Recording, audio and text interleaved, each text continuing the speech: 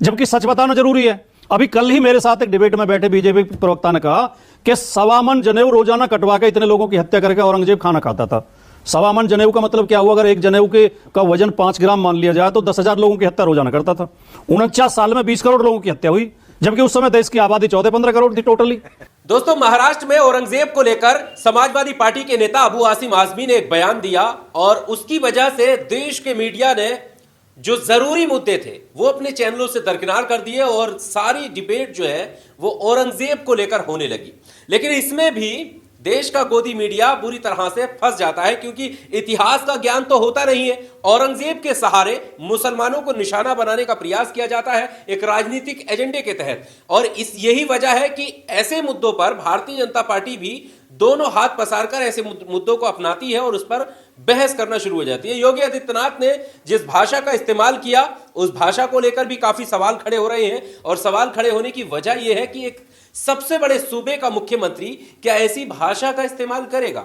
और औरंगजेब को लेकर जो बात कही जा रही है उसके ऐतिहासिक जो तथ्य हैं वो उससे परे हैं। अब हम आपके सामने एक वीडियो रखते हैं। दरअसल इस चेहरे को तो आप पहचानते ही होंगे, इनका नाम है राजकुमार भाटी। आए दिन गोदी मीडिया को तथ्यों पर लाकर ये जो है शर्मसार करते रहते हैं, गोदी मीडिया को उसकी औकात दिखाते रहते हैं कि दरअसल नॉलेज कितनी है।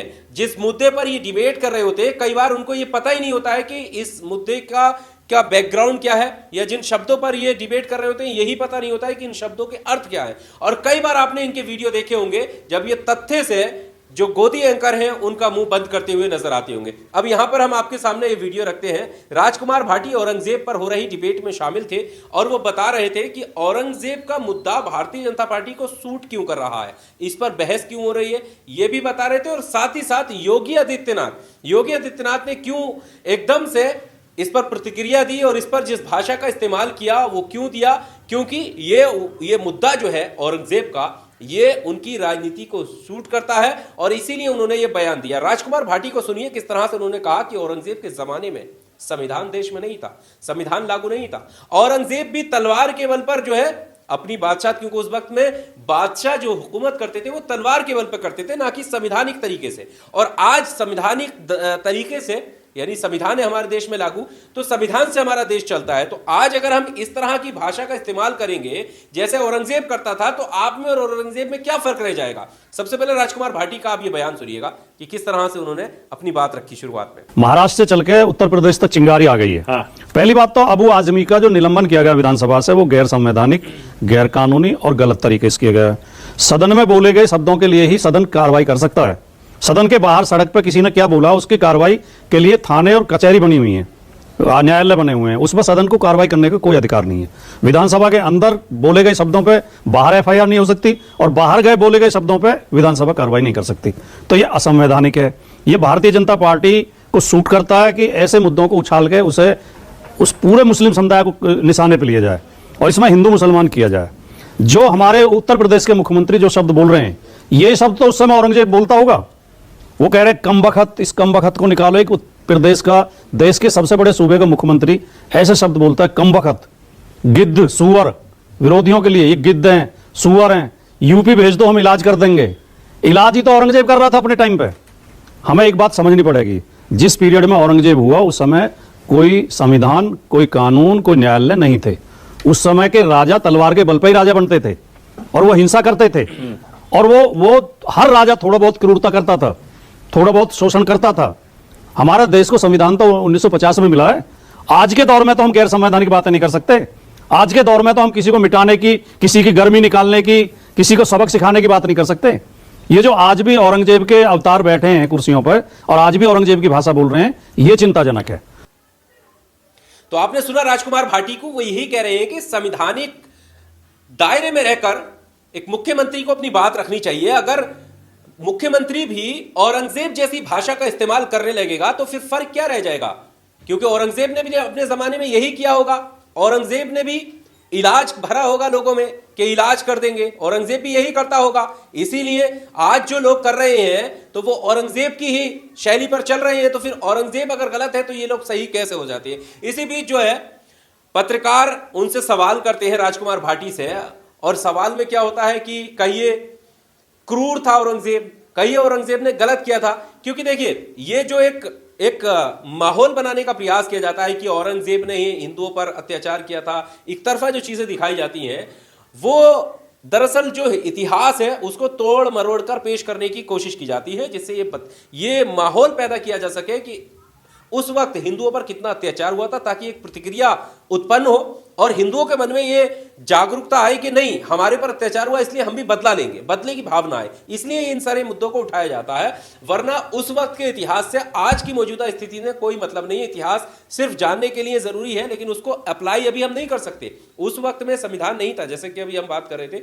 आज हम संविधान में रहकर, हमारा देश लोकतांत्रिक देश है, सेकुलर कंट्री है, सभी धर्मों का बराबर अधिकार है, सभी लोग बराबरी का अधिकार है, संविधान ने सबको बराबर हक और हुकूक दे रखे हैं। तो आज हम बदले की भावना से यहां पर नहीं रह सकते, लेकिन इस तरह के मुद्दों को उठाकर ये जन्म देने की कोशिश की जाती है कि प्रतिक्रिया हो इन सब चीजों पर और पुराने माहौल में लौटा जाए। तो यही बात है कि औरंगजेब को क्रूर दिखा रहे थे, लेकिन राजकुमार भाटी ने उन्हें बताया कि कैसे महाकाल के मंदिर में सरकारी खजाने से वहां पर घी चढ़ता था, घी के दिए जलाए जाते थे, और इसकी परंपरा आज तक है। और क्यों हुई? क्योंकि औरंगजेब के जमाने से ये बात शुरू हुई। कई जगहों पर ऐसी चीजें हैं जहां औरंगजेब ने मंदिरों को दान दिया, कई जगह ऐसी भी हैं जहां औरंगजेब ने मंदिर तोड़वाए। तो बहुत सारी चीजें हैं, पॉजिटिव भी हैं और नेगेटिव भी हैं, लेकिन सिर्फ नेगेटिव उठाना गलत है। और कैसे तथ्यहीन तरीके से डिबेट की जा रही है और कैसे राजकुमार भाटी जवाब देते हुए नजर आ रहे हैं, एक बार सुनिएगा आप। इस तरह की चर्चा करते समय भारतीय जनता पार्टी और उनके प्रवक्ता और उनके समर्थक जो है गलत तथ्य देकर लोगों को उकसाते हैं,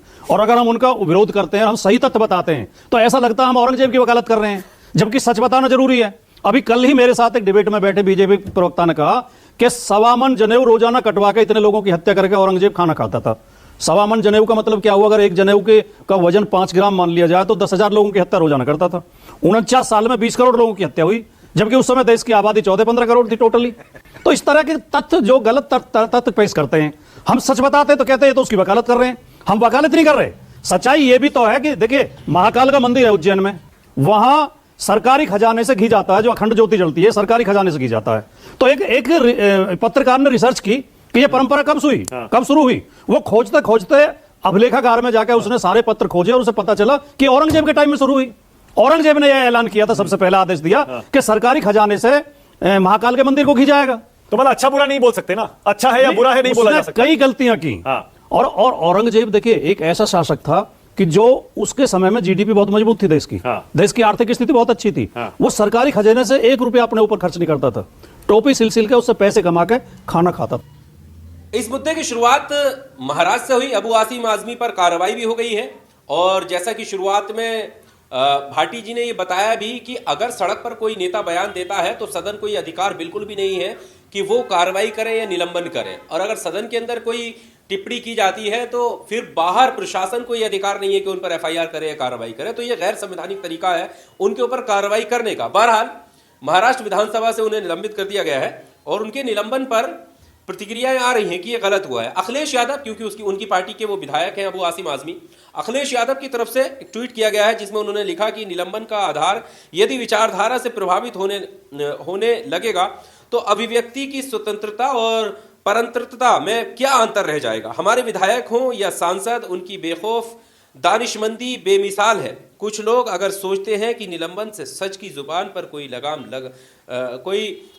लगा सकता है तो फिर ये उनकी नकारात्मक सोच का बचपना है। ये बात अखिलेश यादव ने अपने नेता के लिए कही है। एक तरीके से विरोध जताया है, लेकिन उतने स्पष्ट तरीके से ये खड़े नहीं हुए जितनी उम्मीद अबू आसिम आजमी कर रहे होंगे। ये बात कहना भी जरूरी है।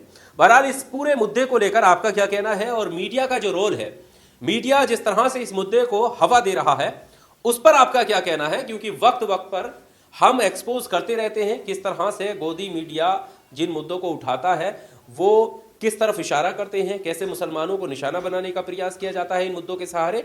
ये सारी चीजें वक्त रहते हम चीजें आपके सामने रखते रहते हैं, और इस मुद्दे से भी आपको क्या कुछ लग रहा है कमेंट बॉक्स में आकर अपनी राय जरूर दीजिएगा। चैनल अगर अभी तक आपने सब्सक्राइब नहीं किया है दोस्तों तो सब्सक्राइब कीजिए, बेल आइकन दबाइए ताकि इस तरह के वीडियोस आप तक तुरंत पहुंचते रहें। बहुत शुक्रिया।